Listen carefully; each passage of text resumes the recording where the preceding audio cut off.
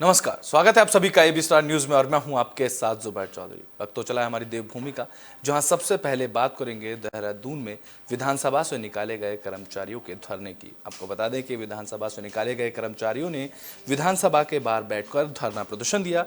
विधानसभा भर्ती घोटाले में 228 पदों को रद्द कर दिया गया था, जिसके बाद नौकरी से निकाले गए कर्मचारियों ने प्रदर्शन शुरू कर दिया है।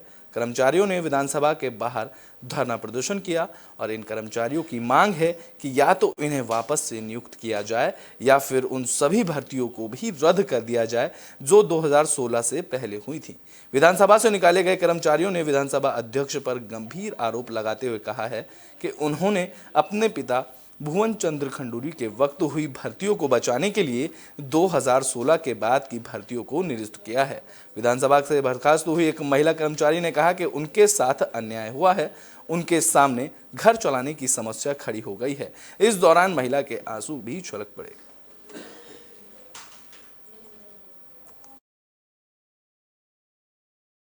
ललित कांडपाल हूँ।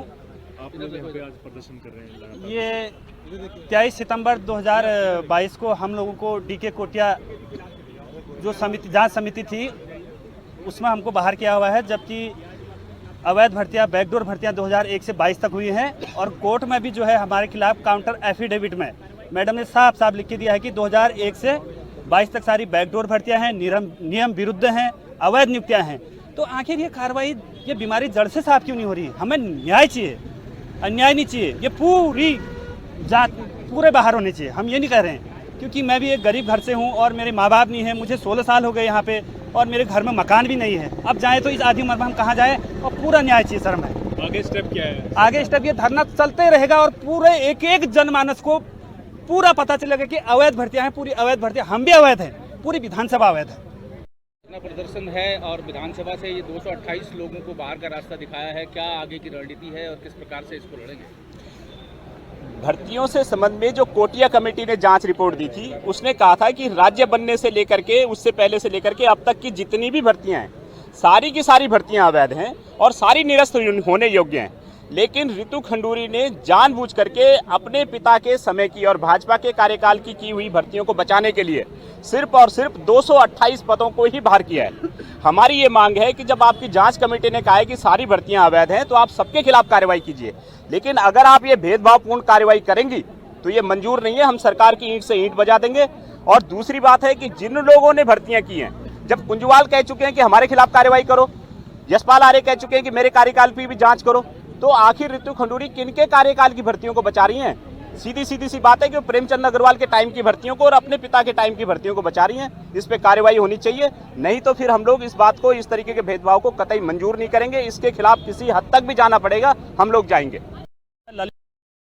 तो बुलेटिन में बात अब उत्तराखंड कांग्रेस की कर लेते हैं, जहां गुटबाजी की खबर सामने आ रही है, जिसको लेकर कांग्रेस नेता ने इस गुटबाजी को निराधार बताया है। बता दें कि उत्तराखंड कांग्रेस की गुटबाजी को लेकर ताजा मामला प्रदेश प्रभारी देवेंद्र यादव से जुड़ा है। दरअसल एआईसीसी के पूर्व सदस्य योगेंद्र खंडूरी ने कांग्रेस अध्यक्ष मल्लिकार्जुन खड़गे को चिट्ठी लिखी है और पार्टी के उत्तराखंड प्रदेश प्रभारी देवेंद्र यादव को हटाने की मांग की है। जहां योगेंद्र खंडूरी ने पत्र में लिखा है कि राज्य का प्रभारी किसी वरिष्ठ कांग्रेस कार्यकर्ता को सौंपा जाना चाहिए, तो वहीं कांग्रेस के प्रदेश उपाध्यक्ष सूर्यकांत ने कहा कि इस चिट्ठी को निराधार बताया है। उन्होंने कहा कि पार्टी में सब कुछ ठीक है और अगर किसी से ये चिट्ठी कांग्रेस अध्यक्ष को लिखी है तो यह चिट्ठी सिर्फ उन तक पहुंचाना चाहिए था, मीडिया डोमेन में नहीं आनी चाहिए थी। दूसरी तरफ बीजेपी कांग्रेस पार्टी को जर्जर इमारत बता रही है।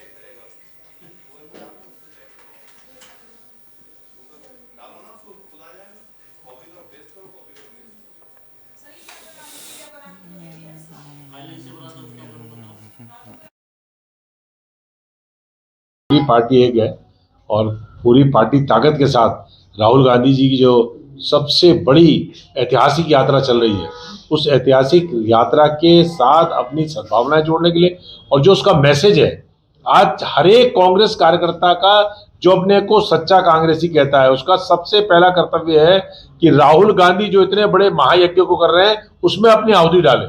सारी बातें पीछे, सारे भाई राहुल गांधी ने सब कुछ ताक पे लगा दिया। वो इतना बड़ा त्याग उन्होंने किया है, इतनी बड़ी यात्राओं चला रहे हैं, और हम छोटी छोटी बातों में लगे रहेंगे। मैं समझता हूँ ये सारी बातें बाद में हो जाएंगी। राहुल गांधी ने जो पूरे देश को जोड़ने का संकल्प लिया है, जो हमारे हिंदुस्तान का सबसे बड़ी ताकत है, अनेकता में एकता की, जो हमारा मूल मंत्र है विभिन्नताओं में एकता का, उस मूल मंत्र को पुनर्जीवित करने के लिए, जिसको कहीं ना कहीं लगातार उस पर हमला हो रहा है, उसको विध्वंस करने के लिए, उसको नष्ट भ्रष्ट करने के लिए जो ताकतें लगी हुई हैं, राहुल गांधी इतना बड़ा महायज्ञ कर रहा है, और हम कौन प्रभारी बनेगा, कौन अध्यक्ष बनेगा, कौन महामंत्री बनेगा, कौन एआईसीसी बनेगा, इस झगड़े में अगर पड़ेंगे तो मैं समझता हूं कि हम राहुल गांधी के उस महायज्ञ में योगदान करने की बजाय कहीं ना कहीं खलल डाल। देखिए, बिल्कुल कांग्रेस के भीतर अंदरूनी जो कहला है उनकी लगातार समय समय पर सब जनता के सामने आती रहती है, और कांग्रेस का जो एक जो जिस प्रकार से उनका लगातार जनता जो उन पे विश्वास करती थी, अब जनता उन पे लगातार उनका अविश्वास बढ़ता जा रहा है। किसी भी चाहे संगठन में देख लीजिए, चाहे देश व्यापी जो हित के जो मुद्दे होते हैं। अभी एक बहुत बड़ा जो मुद्दा हमारे सामने आया है, जो राहुल गांधी जी जो उनके बहुत बड़े जो उनके स्टार ब्रांड नेता माने जाते हैं, उनके जो बयान आते हैं आर्मी को लेकर, सेना को लेकर, जिस प्रकार की बयानबाजी आती है, अपमानजनक जो बयानबाजी आती है, उसको लेकर देख लीजिए। पार्टी एक है। उत्तराखंड में अंकिता हत्याकांड को लेकर एक बार फिर से सियासत देखने को मिल रही है, जहां उत्तराखंड के पूर्व मुख्यमंत्री हरीश रावत ने वीआईपी के नाम उजागर करने की मांग की है। बता दें कि अंकिता हत्याकांड को लेकर जांच चल रही है, लेकिन सियासत खत्म होने का नाम नहीं ले रही। राज्य के पूर्व मुख्यमंत्री हरीश रावत ने अंकिता हत्याकांड में वीआईपी का नाम उजागर करने की मांग की है, और भारत जोड़ो यात्रा से लौटने के बाद एसआईटी ऑफिस के बाहर धरने पर बैठने का ऐलान किया है। तो वहीं बीजेपी नेता सुबोध उनियाल ने हरीश रावत के ऐलान पर तंज कसा है। उन्होंने कहा है कि बढ़ती उम्र के कारण हरीश रावत का दिमाग काम नहीं कर रहा है, इसलिए वे ऐसी बयानबाजी कर रहे हैं।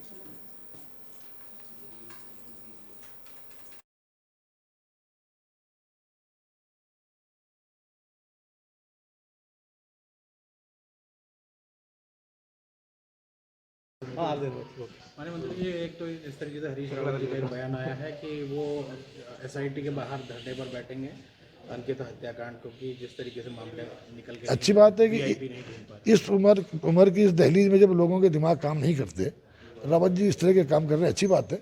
ये बात सही है कि उम्र का प्रभाव उन पर जरूर पड़ा है।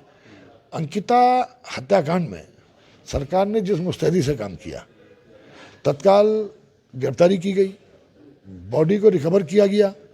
इसके अलावा उनके परिवार के लोग जो भारतीय जनता पार्टी में थे, पार्टी ने भी उनको बाहर निकालने का काम किया। एक को सरकार में दायित्व दिया गया तो दायित्व वापस लेने का काम किया, कंपनसेशन देने का काम किया, और उसके बाद उस पर जांच बैठी भी है, और जांच देखिए अब कानून अपना काम करेगा। तो रावत जी स्वयं मुख्यमंत्री रहे हैं, और मुख्यमंत्री रह के उन्होंने जो माहौल इस राज्य में पैदा किया था, ये उनको अच्छी तरह मालूम है। तो हर आदमी को एक कहावत है, सावन के अंधे को हर जगह हरा ही दिखाई देता है। एक उनके चेले कुंजवाल जी भी कह रहे हैं कि भाई। तो बुलेटिन में बात कर लेते हैं बीजेपी के विधायक दिलीप रावत की, जो अपनी ही पार्टी से नाखुश नजर आ रहे हैं। बता दें कि उत्तराखंड में पर्यटन की अपार संभावनाएं हैं। सरकार इस दिशा में काम भी कर रही है, लेकिन लैंसडाउन में पर्यटन को बढ़ावा देने और विकास कार्यों से बीजेपी ही के विधायक दिलीप रावत खुश नजर नहीं आ रहे हैं। उन्होंने नाराजगी जताते हुए कहा है कि उनके विधानसभा में पर्यटन की अपार संभावनाएं तो हैं, लेकिन सरकार की ओर से जो प्रयास किए जा रहे चाहिए थे वह नहीं हो पा रहे हैं। उन्होंने और क्षेत्र के लोगों से व्यक्तिगत तौर पर कई जगहों पर पर्यटन के क्षेत्र में काम किया है। तो वहीं दिलीप रावत के इस बयान से कांग्रेस को बैठे बिठाए एक मुद्दा मिल गया है। वहीं बीजेपी डिफेंसिव मोड पर नजर आ रही है।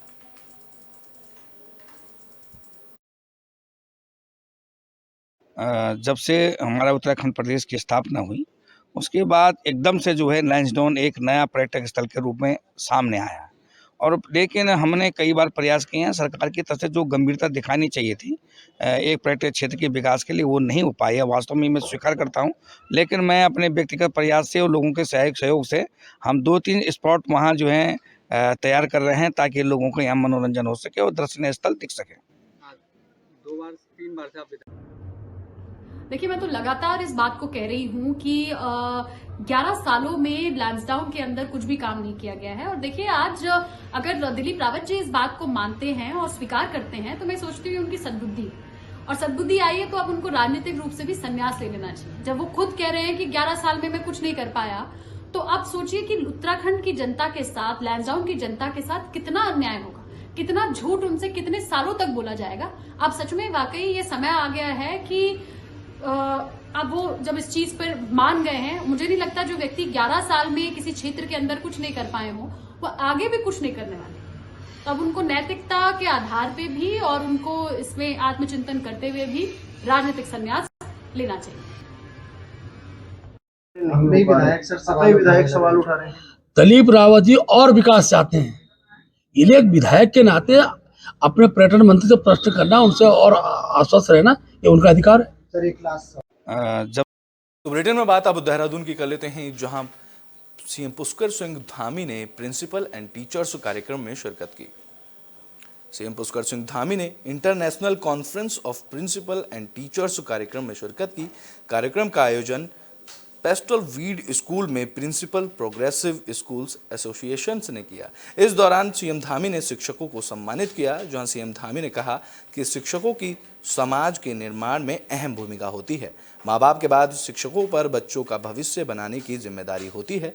कार्यक्रम में शिक्षा मंत्री धन सिंह रावत भी मौजूद रहे। उन्होंने कहा कि राज्य में राष्ट्रीय शिक्षा नीति का सही तरीके से क्रियान्वयन करना चाहिए, जो कि 2 दिवसीय कॉन्फ्रेंस का आयोजन इस मामले को लेकर किया जा रहा है, जिसमें विशेषज्ञ, प्रधानाचार्य और अध्यापकों को नई शिक्षा नीति को सफल बनाने की जानकारी दी जाएगी।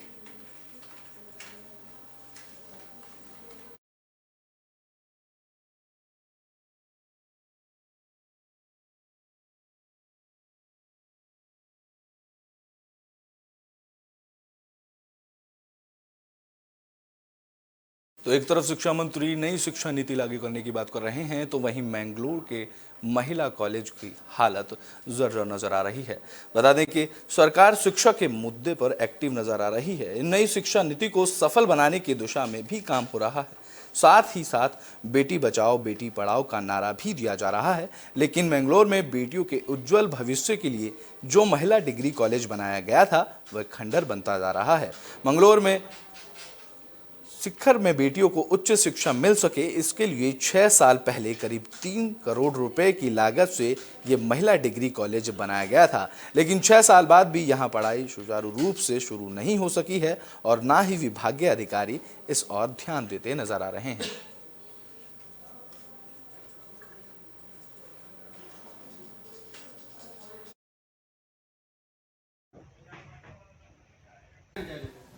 सर, वो कॉलेज खुलना चाहिए क्योंकि हमारे आसपास कोई भी कॉलेज नहीं है। यहाँ पर है मंगलौर में, यहाँ पर आने में बहुत ज़्यादा प्रॉब्लम होती है। गाँव में कुछ भी सवारी नहीं जाती यहाँ से, हमें बहुत तकलीफ़ के साथ आना पड़ता है। और भी लड़कियाँ हैं, इसी वजह से कुछ लड़कियों को घर पर ही बैठाया गया है। उन्हें मतलब उनके माँ बाप उन्हें कॉलेज भी नहीं जाने देते कि दूर है कि कैसे जाओगी। और आजकल समाज का भी माहौल बहुत ज़्यादा ख़राब चल रहा है, तो इसी वजह से वो कॉलेज खुलना चाहिए। और सरकार ये नारा देती है बेटी बचाओ बेटी पढ़ाओ, तो इससे भी मतलब ये महाविद्यालय जो है 2016-17 में बनके तैयार हो गया था। और ये भी हम जानते हैं कि भाई ये अल्पसंख्यक विभाग भारत सरकार से इसको फंडिंग हुई थी और तब से ये विद्यालय अभी चालू हालत में नहीं है और इसका रखरखाव मंगलौर राजकीय महाविद्यालय के पास है। और मैं तो यही चाहता हूँ कि कोई संस्था अगर खुलेगी तो उसका लाभ पूरे क्षेत्र को मिलता ही है, इसमें कोई संदेह नहीं है। लेकिन जहाँ तक उसके खुलने की बात है वो शासन स्तर के से होना चाहिए और क्षेत्र के लोगों को इसका लाभ मिलेगा। हमसे शासन ने जब पूछा था कि भाई इस महाविद्यालय के बारे में आप इसके बारे में फीडबैक दीजिए, तो हमने अपनी रिपोर्ट शासन को दे दी थी। बाकी वो उन शासन के स्तर पर प्रतीक्षित है, लंबित है। हमारे यहाँ लगभग 10-10, 12-12 किलोमीटर से बच्चे आते हैं, बल्कि उससे भी ज़्यादा 15-20 किलोमीटर तक की दूरी भी करते हैं, क्योंकि हम सभी जानते हैं कि सरकारी महाविद्यालयों में फीस भी काफ़ी और पढ़ाई का स्तर भी अच्छा है। बात देना चाहूँगा आपके चैनल को। जहाँ तक इस डिग्री कॉलेज की बात है, ये MSDP में बनाया गया था, शिखर में मैंने इसे बनवाया था 2016 में। लेकिन उस इत्तेफाक से फिर 17 में चुनाव हो गए तो मैं हार गया चुनाव और मैं विधायक इसमें आ गए, तो नए विधायक ने इसमें कुछ नहीं किया, लिख के दे दिया, वहाँ फाइल में रखा है लिखा हुआ कि साहब ये जंगल का एरिया है, यहाँ से लड़कियाँ जो है आने जाने में बड़ी दिक्कत है, जिससे जो है आपको जो है दिक्कतें होंगी और गुंडागर्दी होगी, लिहाजा इस स्कूल को बंद कर दिया जाए, इसे चलाया ना जाए। ये वर्तमान विधायक, उस टाइम के वर्तमान विधायक ने लिख कर दिया जो फाइल में है। फिर मैं जब विधायक बना तो मैंने सर तो हरिद्वार में अवैध होटलों को लेकर प्रशासन ने उन पर शिकंजा कसा है, जिसके तहत प्रशासन की तरफ से 60 होटल संचालकों को नोटिस जारी किया गया है। अंकिता हत्याकांड के बाद लगातार अवैध रिजॉर्ट और होटलों के खिलाफ कार्रवाई देखने को मिल रही है, जहां हरिद्वार में भी प्रशासन एक्टिव नजर आ रहा है। जिला प्रशासन ने कड़ी कार्रवाई करते हुए 60 होटल संचालकों को नोटिस दिया था और उनके कागजात जमा करवाने को कहा गया था। हरिद्वार सिटी मजिस्ट्रेट अवधेश सिंह से मिली जानकारी के मुताबिक काफी होटल संचालकों ने कागजात जमा करवा दिए हैं, जिनके जांच के लिए संबंधित विभाग को भेज दिया गया है और अगर इन सभी कागजात में गड़बड़ी मिलती है तो होटल संचालकों पर कार्रवाई की जाएगी।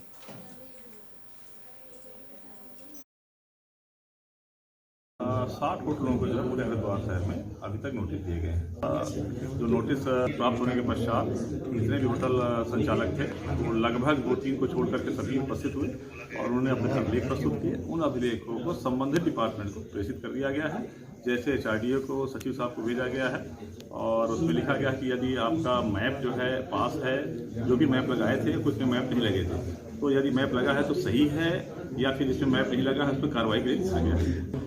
नोटिस इसलिए दिए गए थे कि आपने देखा होगा अंकिता हत्याकांड में जैसा कि बहुत से होटल अवैध रूप से चल रहे हैं, संचालित हो रहे हैं, उसी क्रम में जो है यहाँ भी 60 होटलों को नोटिस दिया गया था और धीरे धीरे भी आगे भी दिया जाएगा।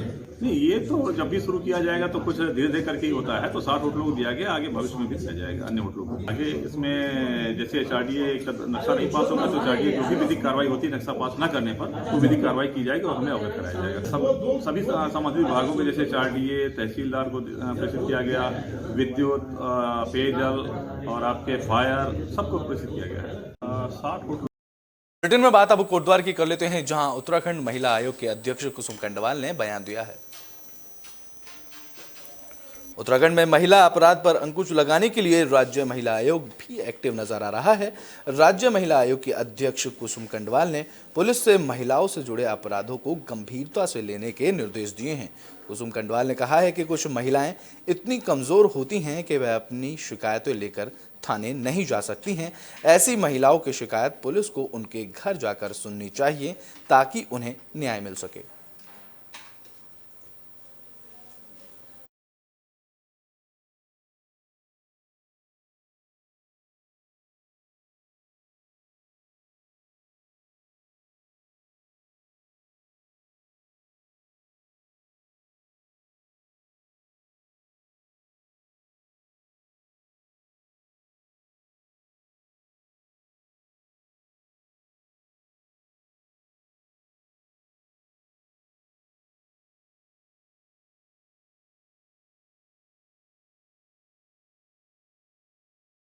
बुलेटिन में बात अब काशीपुर की कर लेते हैं, जहां पुलिस को बड़ी सफलता हाथ लगी है। पुलिस ने 15,000 के इनामी बदमाश को गिरफ्तार किया है। काशीपुर पुलिस को बड़ी कामयाबी मिली है, जहां पुलिस ने 15,000 के इनामी बदमाश को गिरफ्तार किया है, जो कि लंबे वक्त से पुलिस को चकमा दे रहा था। जानकारी के मुताबिक आरोपी शमीम उर्फ काला बिजनौर में अपनी संपत्ति बेचकर दिल्ली शिफ्ट हो गया था और वहां पर ऑटो रिक्शा चला रहा था, जिसे पुलिस ने दिल्ली से गिरफ्तार किया है। आरोपी शमीम अपने साथियों के साथ मिलकर पशु चोरी करता था और पुलिस पहले भी शमीम के 3 साथियों को जेल भेज चुकी है और अब पुलिस ने दिल्ली से शमीम को गिरफ्तार किया है।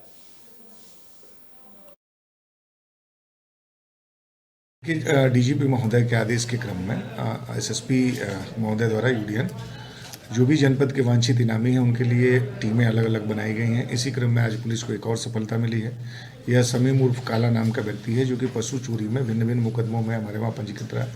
बाद में इस पर गैंगस्टर एक्ट लगाया गया। मूलतः यह बिजनौर का था और ये अपना नाम पता बदल के और दिल्ली में रह रहा था, जो कि बिजनौर की अपनी सारी संपत्ति बेच चुका था। ये एक टफ टास्क था, लेकिन हमारी टीम को इसमें सफलता मिली। ये कुल 15,000 का इनामी था। इसको हमने अरेस्ट किया है। आज इसे हम माननीय न्यायालय के समक्ष पेश कर रहे हैं। सर, ये सिंगल ही था या कुछ और भी थे इसके साथ? इससे पूर्व के जो साथी थे वो अरेस्टेड थे। इसमें ये एक समीम था और अभी 2 और हैं जिनके विरुद्ध हमारी टीमें लगी हुई हैं। उनको भी हम शीघ्र गिरफ्तार करने में सफलता प्राप्त करेंगे। बुलेटिन में बात काशीपुर की कर लेते हैं, जहां बिजली लाइन की चपेट में आने से एक युवक की मौत हो गई, जिससे पूरे इलाके में हड़कंप मच गया। काशीपुर में हाई टेंशन बिजली लाइन की चपेट में आने से युवक की मौत हो गई। जानकारी के मुताबिक युवक कब्रिस्तान के बंद पड़े निर्माण कार्य से लकड़ी की स्ट्रेडिंग उतार रहा था। इसी दौरान युवक कब्रिस्तान गेट के ऊपर 440 वोल्ट की हाई टेंशन बिजली लाइन की चपेट में आ गया। युवक की मौत से परिवार में मातम पसर गया है। मामले की जानकारी मिलने पर पहुंची पुलिस ने शव को कब्जे में लेकर पोस्टमार्टम के लिए भेज दिया है और पुलिस अब पूरे मामले की जांच में जुट गई है।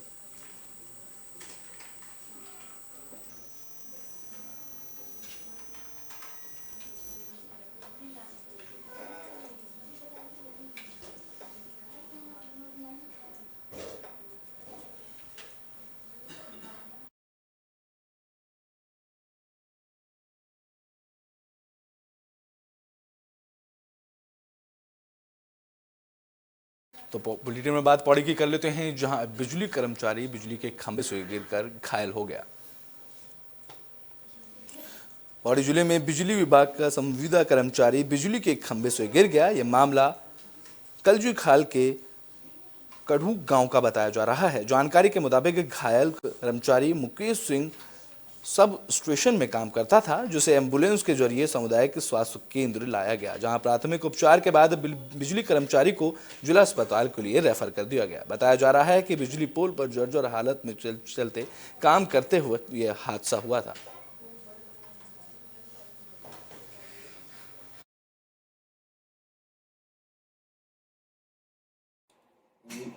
ये पेशेंट रेफर होके आया था सामुदायिक मिले CHC घड़ियाल से।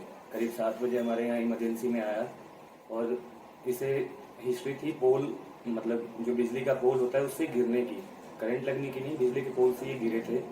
और यहाँ पे आए करीबन 7 बजे इनको रेफर किया था और इनको कोई ना हिस्ट्री लॉस ऑफ कॉन्शियसनेस की हिस्ट्री नहीं थी, कोई झटके की हिस्ट्री नहीं थी, कोई वॉमिटिंग वगैरह की हिस्ट्री नहीं थी। लेकिन इनके छाती में 2-3 हड्डियाँ टूट चुकी थी, सेकेंड और थर्ड रिब, और पीछे जो स्पाइन है वो T9 और L3 फ्रैक्चर हो चुका था और नीचे दोनों पैर चल नहीं पा रहे थे, दोनों पैराप्लेजिया हो गया था। तो हमने यहाँ पे NCCT करवाया। तो बुलेटिन में बात अब पौड़ी की कर लेते हैं, जहां कार और बस की टक्कर हो गई। पौड़ी से श्रीनगर जा रही बस की मल्ली के पास कार से टक्कर हो गई। टक्कर के बाद बेकाबू बस सड़क किनारे ही पलट गई। गनीमत यह रही कि हादसे में कोई भी हताहत नहीं हुआ है। कुछ लोगों को मामूली चोटें आई हैं। मामले की जानकारी मिलते ही पुलिस की टीम मौके पर पहुंची, जिसके बाद राहत बचाव का काम शुरू किया गया।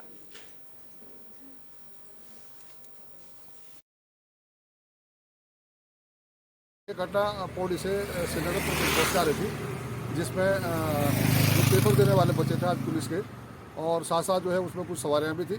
तो ये गाड़ी जैसे कोई ऑटो आ रही थी, तो उस ऑटो के चक्कर में ये ज़्यादा मोड़ था, पर मोड़ से इसने जो है गाड़ी को कंट्रोल नहीं कर पाया और इसने इमरजेंसी ब्रेक लिया, इससे गाड़ी पलट गई है। वो इसमें 3 लोग जो है घायल हुए हैं और बाकी मौके पर हमारी पुलिस फोर्स और सभी आपदा प्रबंधन सब जितने भी दल हैं ये सभी आ गए थे। इनमें बात अब जसपुर की कर लेते हैं, जहां लकड़ी तस्कर कर रहे गिरोह को वन विभाग की टीम ने गिरफ्तार किया है। बता दें कि लकड़ी तस्करों के खिलाफ जसपुर वन विभाग एक्टिव नजर आ रहा है। मामला तराई पश्चिम वन प्रभाग के पतरामपुर रेंज का बताया जा रहा है, जहां गश्त के दौरान जसपुर काशीपुर हाईवे पर समेल लकड़ी से लदी ट्रैक्टर ट्रॉली पकड़ी गई है। बता दें कि समेल की लकड़ी का काटन उत्तराखंड में प्रतिबंधित है, तो वहीं वन विभाग की टीम सेमल की लकड़ी से भरे ट्रैक्टर ट्रॉली को वन चौकी लेकर आई है, जहां पतरामपुर वन क्षेत्राधिकारी ललित आर्य ने जांच के बाद कार्रवाई करने की बात कही है।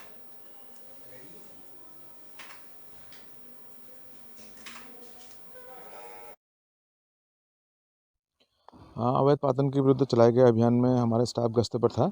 सूचना मिली थी कि कोई जो है ट्रैक्टर ट्रॉली जो है बिना अनुमति पत्रों के जो है आ रही है हाईवे से, तो हम लोग अपनी गश्त के दौरान गए वहाँ पर जो है हाईवे से जो है काशीपुर जसपुर हाईवे से एक ट्रैक्टर जो है श्यामल प्रकाश से लदा हुआ पाया गया। इसको रोककर हमने पूछा कि क्या प्रपत्र दिया, तो कोई प्रपत्र मौके पर नहीं मिले, जिसको ला करके रेंज ऑफिस में खड़ा कर दिया गया है।